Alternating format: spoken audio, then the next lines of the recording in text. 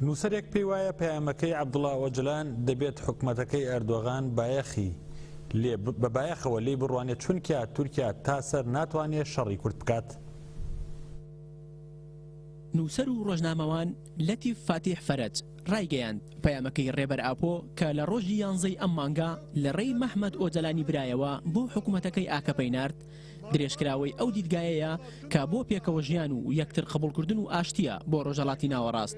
ئەو پەیامە پێش ئەوەی کاریگەری لەسەر تورکیا هەبێت لەسەر پەکەکە و کورد بەگشتی هەیەتی بۆیە دەبێت حکوومەتی تورکیا بە بایەخەوە گوێ لەو پەیامە بگرن چونکە دەوڵەتی تورک تا سەر ناتوانێت شەڕی کورد لە باکوور و ڕۆژاوای کوردستان بکات و ناشتوانێت بیان کات بە کۆیلەی خۆی. ڕەنگە ئەمە لە باشووری کوردستان بۆی بڕەخسێت بەڵام لەسەر ئاستی باکوور و ڕۆژاوا ناتوانێت شتیوا بکات. هەرچەندە تورکیا هەوڵیدا لە باشوور یاخود لە ڕێگەی پارتیەوە لە ڕۆژاوا خەڵکانێک دەربخات بەوەی کە ئەوانە ڕێبەری کوردن بەڵام بۆی نەکرا. بۆیە دەبێت ناچار بێت مخاتەبەی ئەو هێزە بکات لە باکوور خاوەنی خەڵک و هێز و پێگەیە. هەرچەندە لە هەشتاکانەوە کار بۆ ئەوە کراوە پەکەکە بێکاریگەر بکرێت بەڵام سەرکەوتوو نەبووە. ئەو نووسەرە ئەوەشی وت کە ئاکەپە و ئەردۆگان ناشتوانن بەدیلی ئاپۆ و پەکەکە و هێزەکانی باکوور بدۆزنەوە.